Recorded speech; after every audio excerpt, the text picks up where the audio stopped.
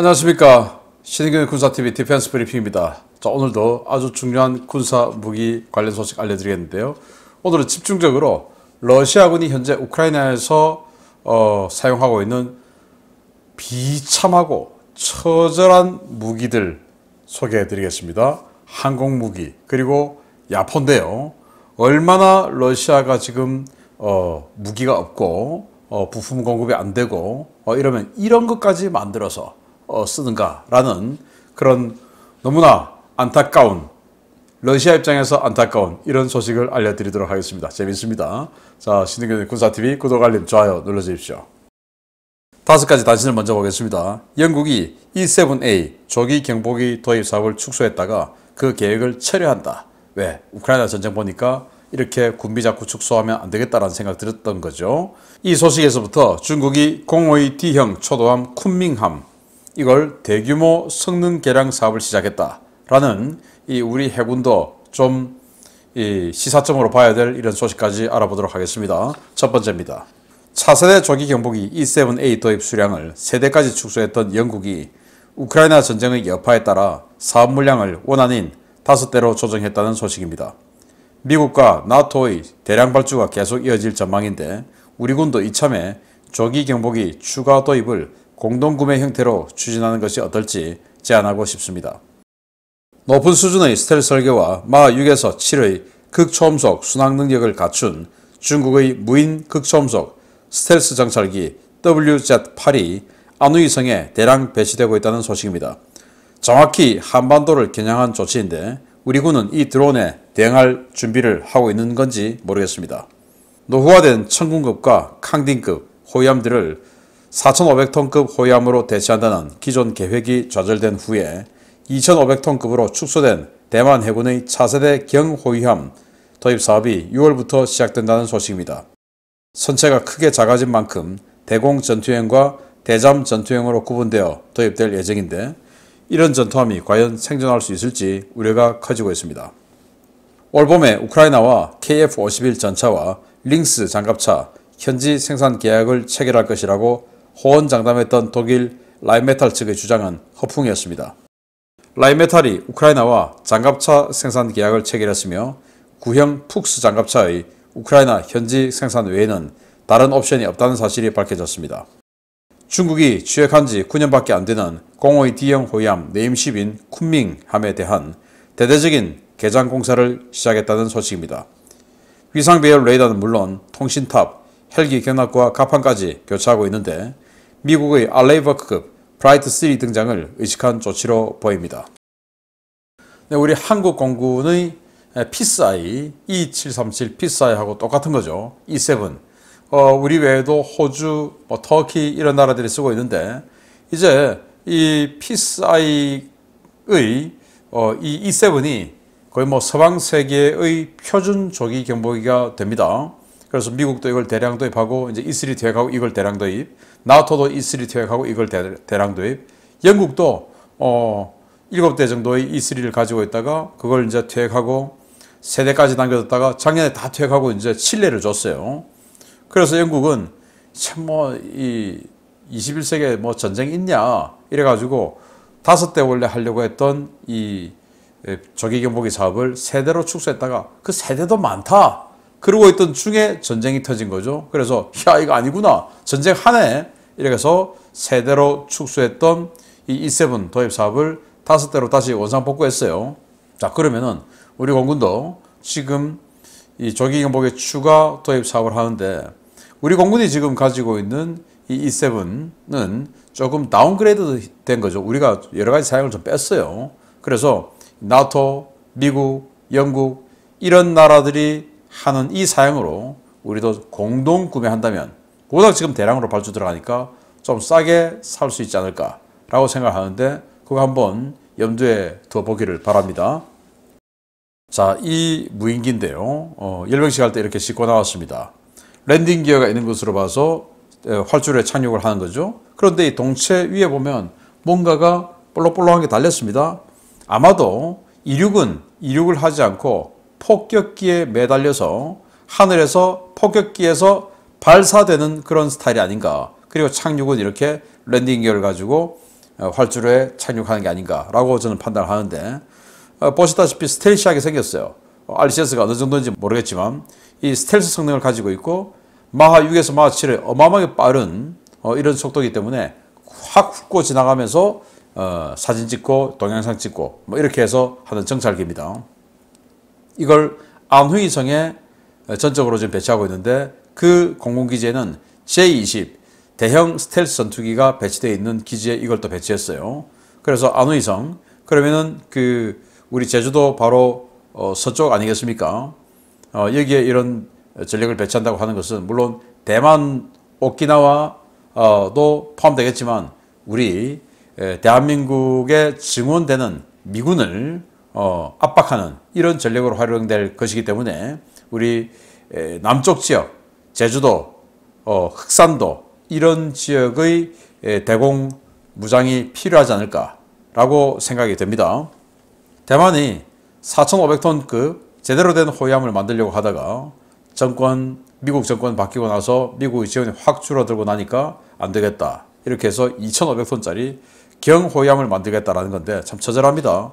그래서 원래는 사면 고정 위상 배열 레이더 하려고 했는데 그게 안 되니까 우리 FFX 배치 1처럼 회전하는 회전식 위상 배열 레이더를 여기 달게 되고, 뭐 그렇게 아주 다운그레이드 돼요. 그리고 덩치가 이제 작다 보니까 대잠형, 대공형 따로 만들어서, 대공형은 이 함대공 미사일을 32발, 대잠형은 또 함대공 미사일 없으면 안 되니까 8발만 하고, 그리고 대잠형은 이 함대함 공격 능력을 16발, 대공형은 그걸 좀 적게 해서 또 8발, 이렇게 따로따로 버전을 만든다라는 참 슬픈 대만의 현실이다. 이거 가지고 대만 해협 지켜주겠는가? 좀 의문스럽죠.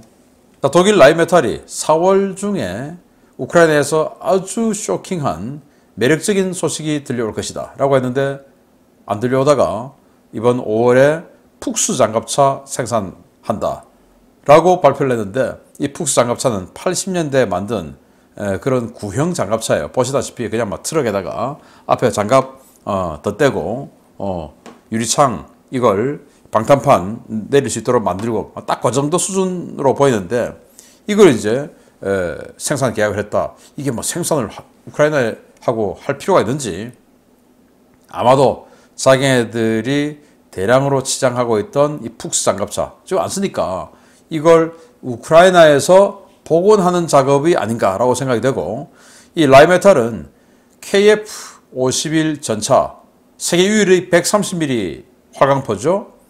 후속 군수 지원 절대로 안 되는 거, 자기네들끼리 탄약 다 만들어야 되는 거, 그거 그 어마어마하게 비싼, 그리고 또 대당 250억에 300억짜리 링스 전투장갑차, 이런 거를 우크라이나에 팔겠다라고 하고 라인메탈 사장 가가지고 연방 젤렌스키 대통령 또는 이 고위층들하고 회담하고 이렇게 했는데 결국은 푹스 장갑차 생산 계약을 체결했네요. 여기에서 제발 그치기를 바랍니다. 우크라이나가 지금 돈이 어디 있다고 400억짜리, 500억짜리 전차에 250억짜리 장갑차를 사겠습니까? 말이 안 되죠. 자, 우리 해군, 개량에 인색한 우리 해군도 이거 봐야 됩니다. 중국판 이지스라고 하는 052D급, 이 초도함이 쿤밍인데 이거 지금 개량 작업 들어갔어요. 원래는 이 갈륨 비소 소재의 아주 구형 위상 배열 레이더가 장착되어 있는데 이걸 이제 질화 갈륨 소재의 신형 A사 레이더로 바꾸고 또 이 마스터도 바꾸어서 여러 가지 이제 업그레이드를 한다고 하는데, 우리는 충무공 이순신 마스터 밸런스 흐트러진다고 이 MW08도 바꾸지 못하는 이런 한국 해군 아닙니까? 기가 차죠. 이런 거 좀 보고 배우기를 바랍니다. 자, 주요 소식 들어가겠습니다. 첫 번째입니다. 과거 레이더 성능이 안 좋을 때는 북한의 AN2가 목재와 천으로 만들어져 우리 방공망에 잘 안 걸린다는 속설이 있었습니다. 물론 낭설인데요. 러시아가 우크라이나군의 방공망 교란을 위해 목재 항공기를 운용하기 시작했다는 소식입니다. 러시아가 목재와 상용 부품을 대거 사용해서 소형 목재 무인기를 제작 중이며 이 무인기는 우크라이나 방공망 교란용으로 사용되고 있다고 복수의 오신트 소식통이 현지 시각 5월 22일 리포트했습니다. 최근 고장으로 불시착해 우크라이나군에 노획된 이 무인기는 목재 합판으로 제작된 동체와 날개, 스티로폼과 테이프 등으로 만들어진 날개를 가지고 있는데요. 내부에는 중국산 드론 엔진과 항법 장치가 설치되어 있었습니다. 우크라이나 정보당국의 분석에 따르면 이 무인기는 최대 10kg의 폭탄이나 카메라를 장착할 수 있고 600마일, 약 965km나 날아갈 수 있는 것으로 평가되었는데요. 최근 이러한 드론이 전선에 등장하는 빈도가 크게 늘어났습니다. 우크라이나 당국은 이 드론의 용도가 디코이, 즉 미끼라고 판단하고 있는데요. 순항미사일과 샤히드 계열 드론, 란셋 배회 탄약 등의 진짜 공격용 무기를 투발하기 전 우크라이나의 지대공 미사일을 소진시키기 위해 해당 드론이 만들어졌다는 것입니다. 이 목재 드론은 전체 제작비가 5천에서 7천 달러로 추정될 정도로 저렴한데요.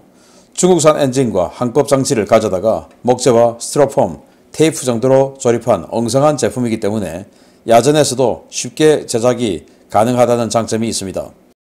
러시아는 1,000만원에서 2,000만원대 샤히드 드론의 생존성 극대화를 위해 이러한 목재 드론 제작과 운용을 독려하고 있는데요. 우크라이나군이 방공망 교란용으로 미국산 말들을 쓰고 있는 것과 극명하게 대조되는 러시아의 목재 드론, 지금 전쟁이 어떤 방향으로 흘러가고 있는지 보여주는 것 같습니다.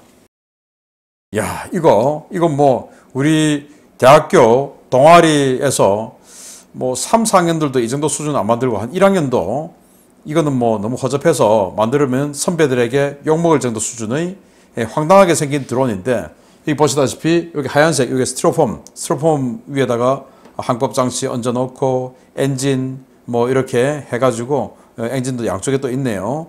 이렇게 나무로 깎아 만든 이런 드론입니다. 그냥 뭐 리벳, 볼트, 너트 그냥 다 노출돼 있고 그냥 금속 로프로 날개 고정하고 이렇게 돼 있는데, 이걸 노획해 보니까 이렇게 생겼더라는 겁니다. 엔진, 중국산 엔진인데 엔진이 하나에 한 4,500달러 정도 한다고 해요. 그래서 이 엔진 값이 비싸서 이게 한 700에서 900만 원 정도 우리 돈으로 그 정도 한다라는 건데, 자, 이걸 뭐 연료 이렇게 집어넣고 이렇게 날렸는데 노획됐어요. 이거 왜 쓰냐?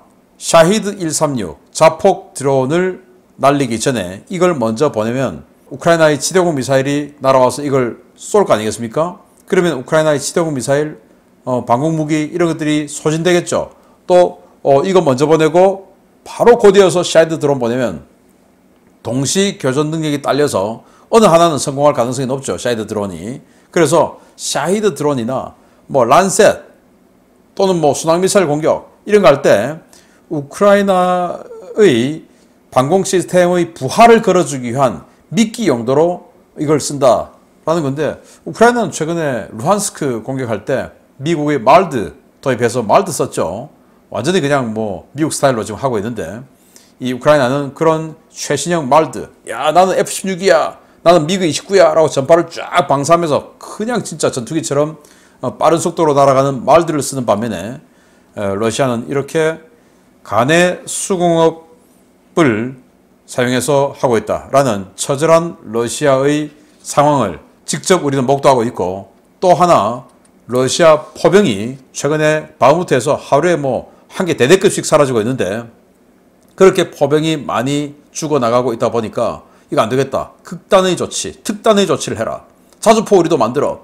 우크라이나군의 자주포 감당이 안 되네. 우리도 만들어 라고 하는데, 그 자주포가 얼마나 황당한 놈이 나오는지 보여드리도록 하겠습니다.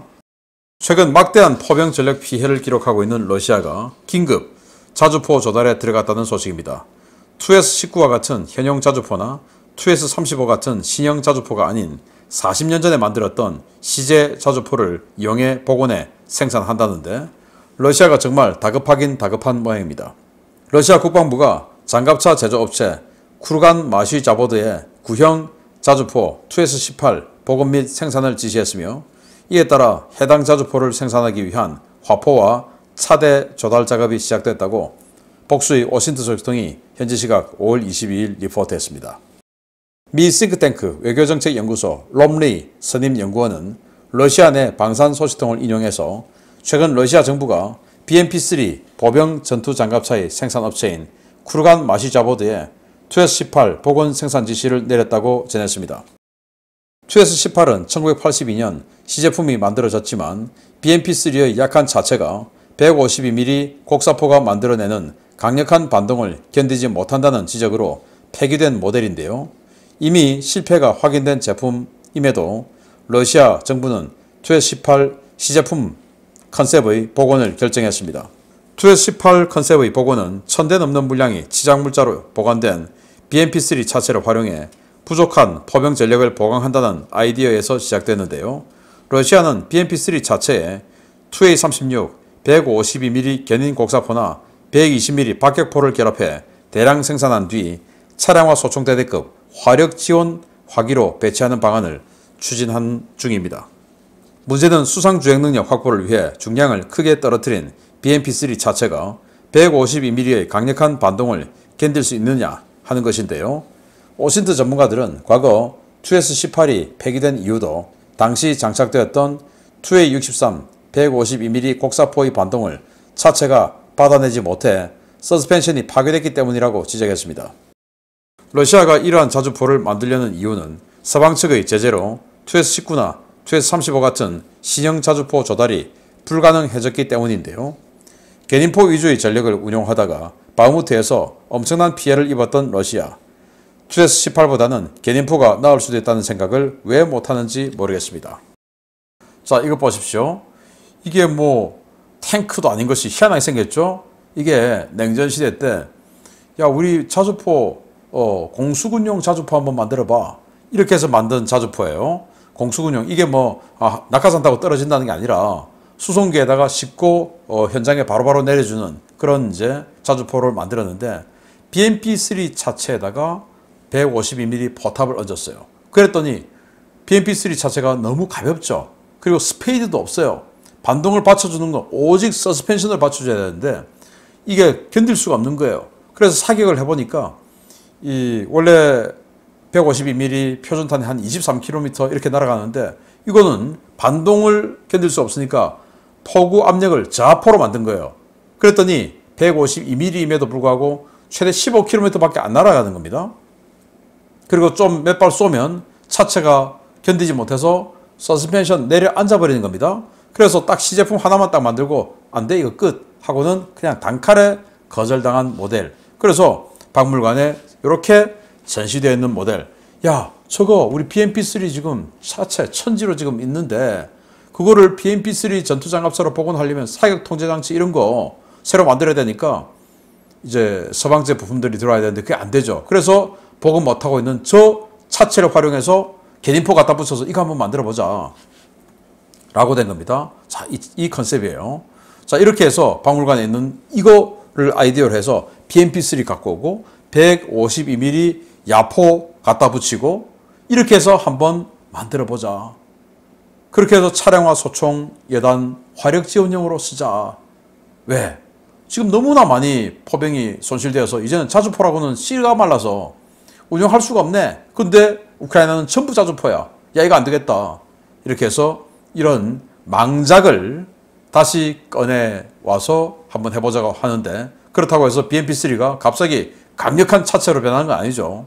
몇 발 쏘고 나면 서스펜션 내려앉아서 사격도 안 되는 이런 상황이 될 텐데 그래도 처절하게 우리도 자주포 있어 라고 하기 위해서 이런 아이디어까지 내서 대량 양산에 한번 들어가 보겠다 라고 하는데 첫 번째 소식 디코이 그리고 두 번째 소식 포병 정말 우크라이나에 들어가 있는 러시아군의 이 처절한 모습 완전히 그냥 극명하게 보여주는 것 같습니다. 마치겠습니다. 감사합니다.